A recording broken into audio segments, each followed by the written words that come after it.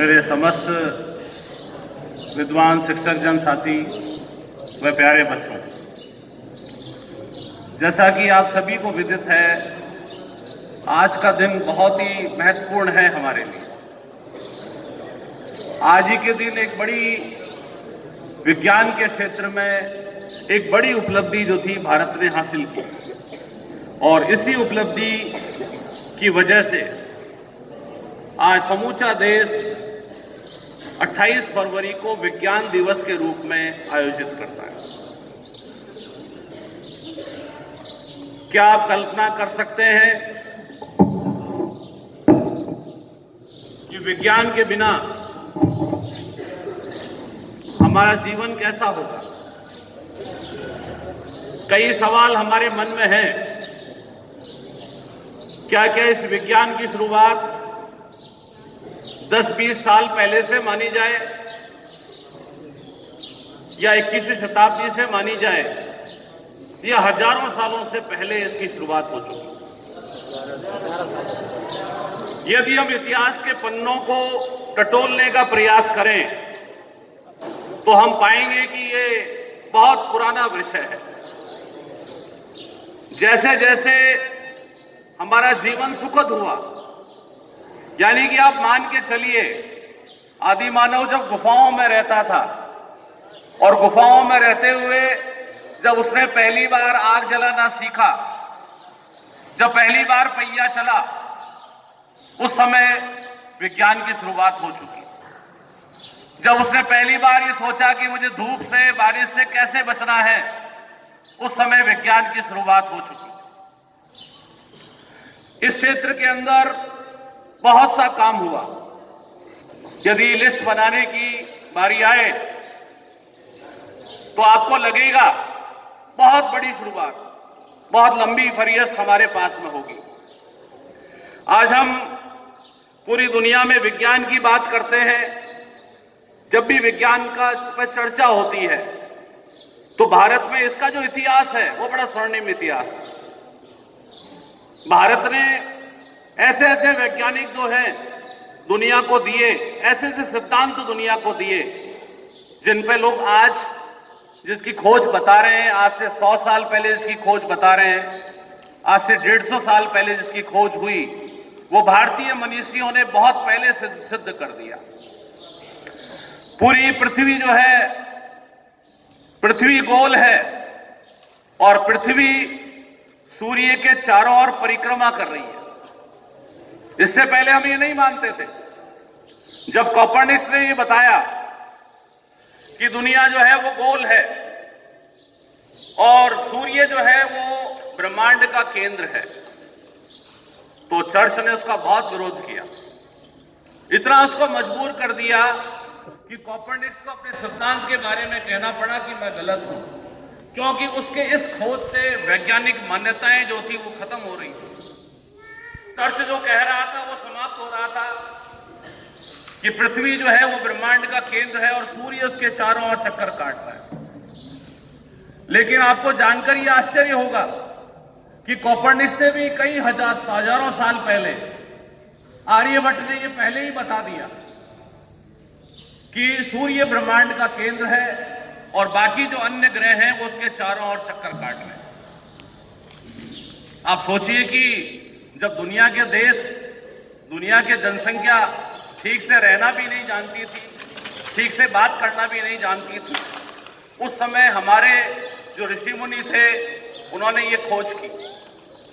आज जिस अणु की बात की जाती है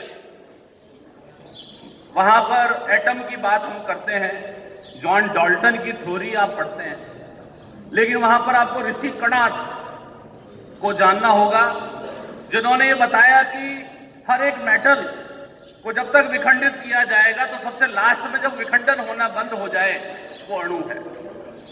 उसी से साइंस में बच्चे पढ़ते हैं, एटॉमिक थ्योरीज जो है वो पढ़ते हैं। वो सब संप्रेषण बाद में हुआ।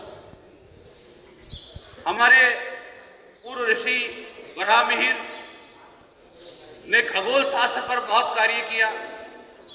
हमारे एक ऋषि मुनि हुए चरक, उन्होंने दुनिया की जितनी भी बीमारियां थी उनका वर्णन जो है अपनी पुस्तक में लिखा। कहते हैं कि यदि आप चरक संहिता को पढ़ लेंगे तो आपको मालूम चलेगा कि दुनिया की ऐसी कोई बीमारी नहीं है जो अब तक हुई है और जो आने वाले समय में होगी, उसका वर्णन चरक संहिता में न हो। हम शल्य चिकित्सा में भी पीछे नहीं थे। हमारे पास सुश्रुत जैसे शल्य चिकित्सक थे जो अपने औजारों के साथ में शल्य चिकित्सा किया करते थे, प्लास्टिक सर्जरी किया करते थे। न केवल पुस्तक में उसका उल्लेख है, बल्कि जिन औजारों का इस्तेमाल वो किया करते थे वो भी हमें पूरे प्रमाणों के साथ में प्राप्त हुए हैं, जिन पर आज के डॉक्टर, आज के वैज्ञानिक जो हैं वो शोध कर रहे हैं।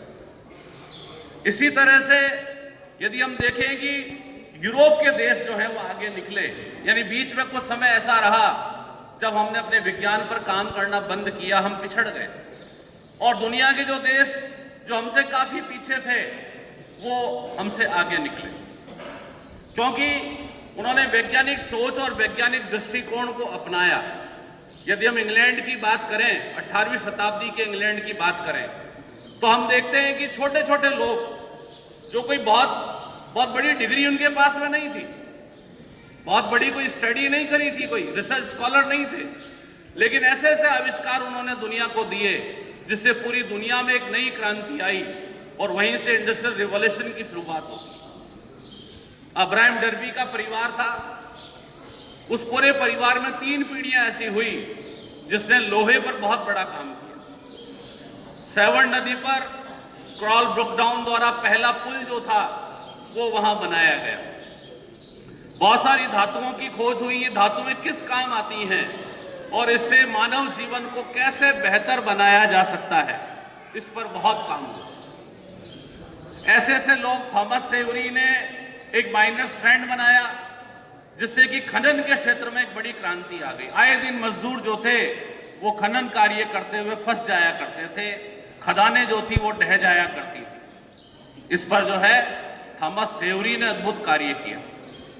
जॉन के ने सूती वस्त्र उत्पादन के क्षेत्र में कई महत्वपूर्ण आविष्कार किए। फ्लाइंग शटल का आविष्कार हुआ, स्पिनिंग जेनी का आविष्कार हुआ और हम देखते हैं कि छोटे छोटे आविष्कारों ने दुनिया को बदल दिया।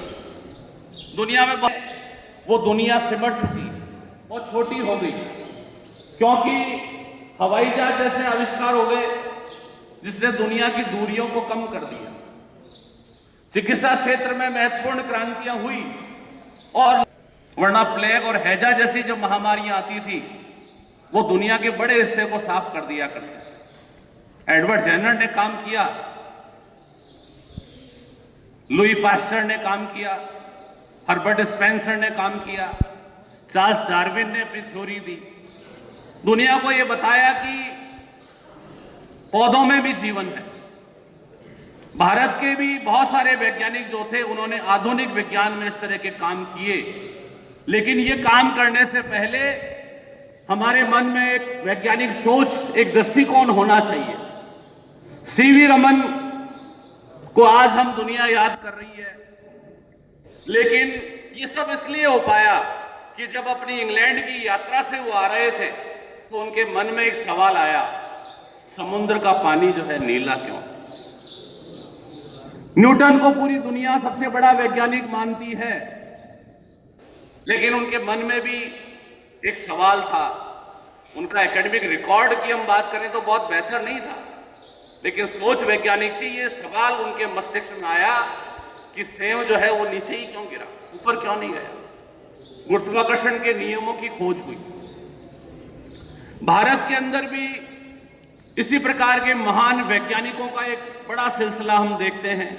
होमी जहांगीर भाभा हुए, जिन्होंने एटॉमिक एनर्जी को किस प्रकार शांति के कार्यों में प्रयोग लिया जाए उसके संबंध में अद्भुत कार्य किया। उन्होंने कहा कि ये वैज्ञानिक ताकत है और इसका इस्तेमाल जो है वो विद्युत बनाने के लिए, शांति के कार्यों में इसका इस्तेमाल होना चाहिए। जब भारत के अंदर हम इतना खाद्यान्न उत्पादन नहीं कर पा रहे थे, जबकि पूरे देश का जीवन निर्वाह हम कर सकें, उसी समय MS स्वामीनाथन ने 60 और 70 के दशक में हरित क्रांति ला दी।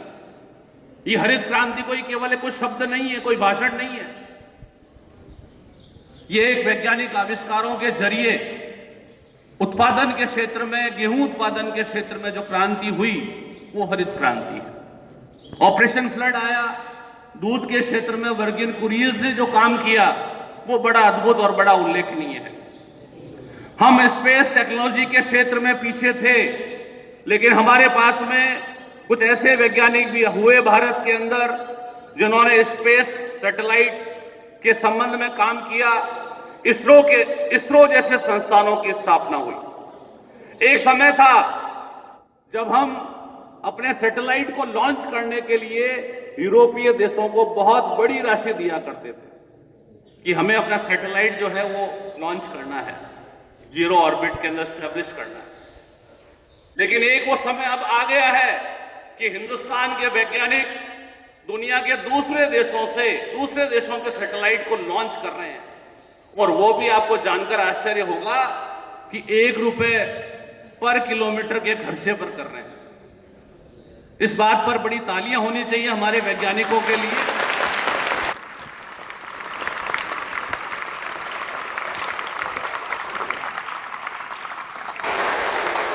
राष्ट्रपति के बारे में आपने जाना होगा, सुना होगा कि किस तरीके से उन्होंने अपने जीवन की शुरुआत की।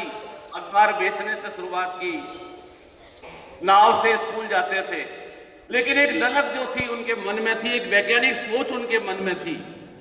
और डीआरडीओ में जाने के बाद में स्पेस टेक्नोलॉजी पर, रॉकेट लॉन्चिंग सिस्टम के ऊपर और इंटरकॉन्टिनेंटल बैलिस्टिक जो मिसाइल है उस पर बड़ा उल्लेखनीय कार्य उनके कार्यकाल में हुआ।